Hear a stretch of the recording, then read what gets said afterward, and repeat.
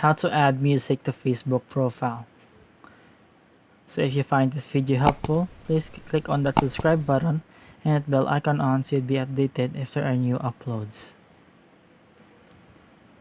So let us go to our Facebook app, and in here we are in the homepage of our Facebook. So what you need to do to go to the menu, click on that three lines, and here we can see our profile. So click on our profile.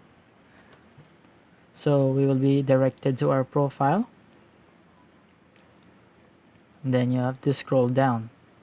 After scrolling down, you will see a lot of options here. What you need to do is click on the music option. So as you can see, I have already a music here added.